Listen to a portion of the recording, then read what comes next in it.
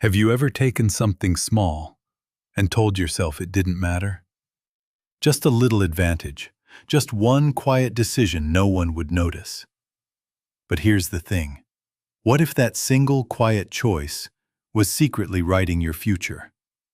Because sometimes life doesn't punish you loudly, it just waits and lets things come back around. And when it does, it's never the way you expect.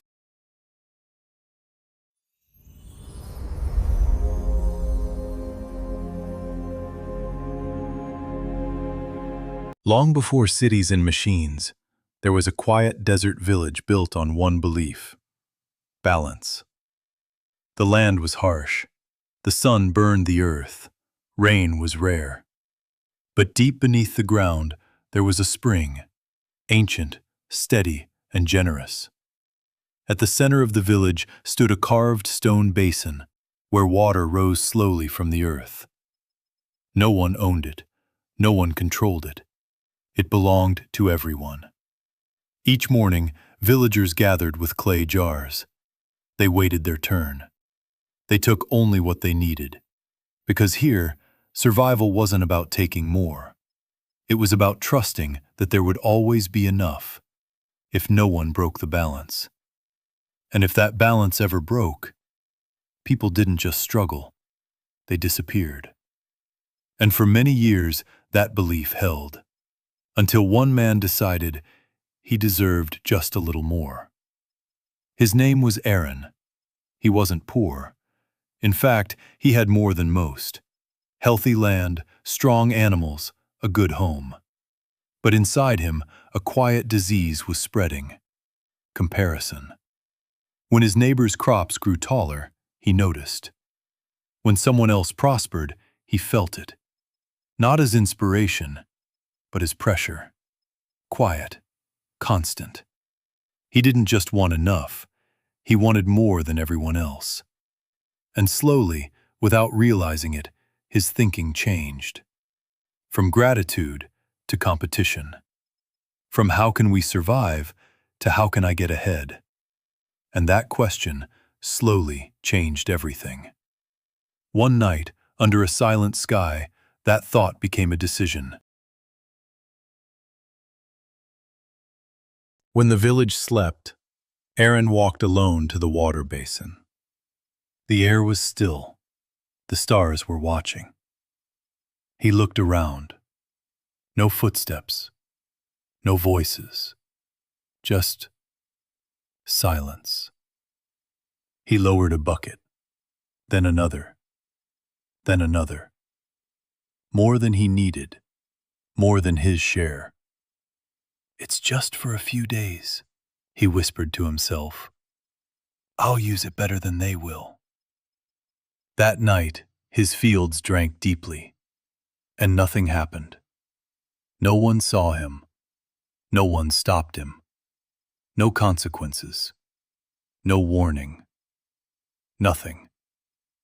And that's what made it dangerous.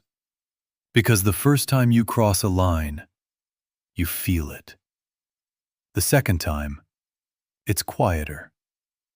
And after that, it starts to feel normal. Days passed. The sun grew harsher. The water in the basin began to drop faster than usual. Villagers started noticing. Lines grew longer. Jars came back half full.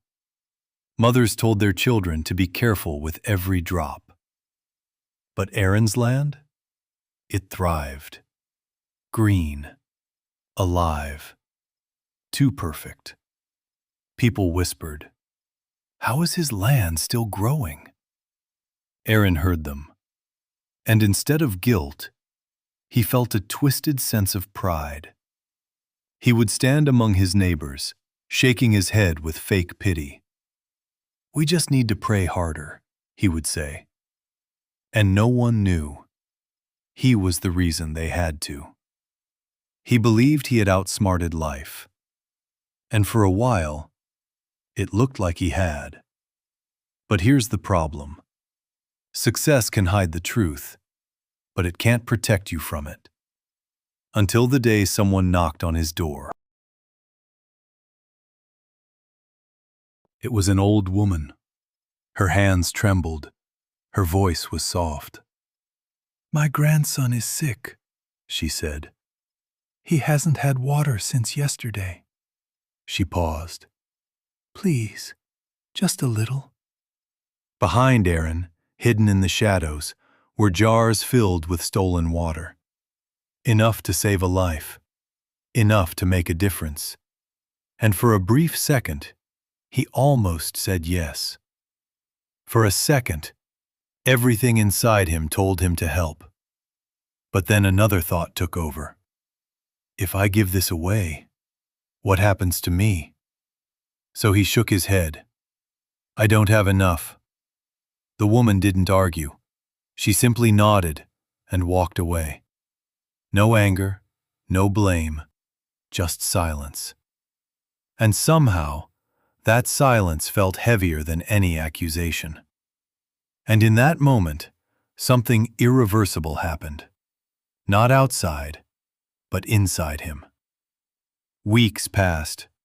The water source dried completely. The village struggled. But they came together. They worked. They dug. They refused to give up. And slowly, they found a new spring. Clean, fresh, shared again. Life began to return. But not for Arin. And this is where everything started to fall apart. One morning he walked to his fields and stopped. Something felt wrong. The green was gone. The soil cracked. The crops, once his pride, were lifeless, rotten from the inside. He ran to his hidden jars, opened one. The smell hit him first. Thick, rotten, unnatural. He stepped back. The water had changed. Dark, heavy. And it was moving. Not from the wind, but because something dark inside it was festering. What he had stolen to sustain his life had turned into the very poison destroying it. And in that silence, he understood. Life hadn't punished him.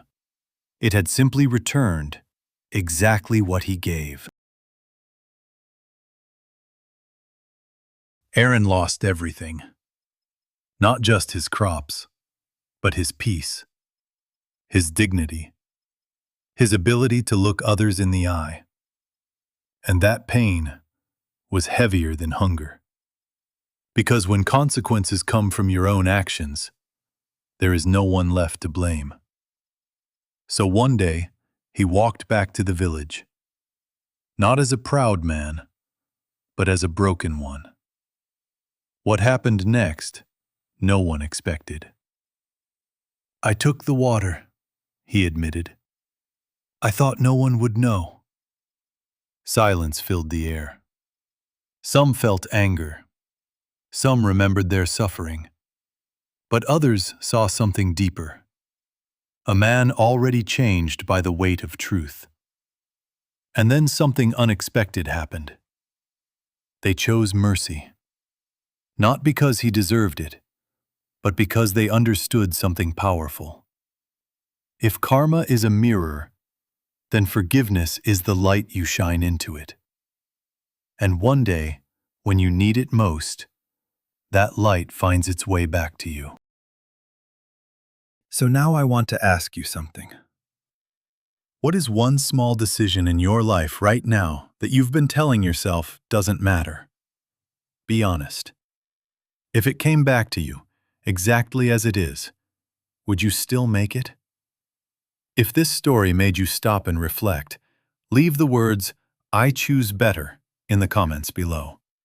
Not for anyone else to see, but as a promise to yourself. Because life is always listening. And sooner or later, it answers.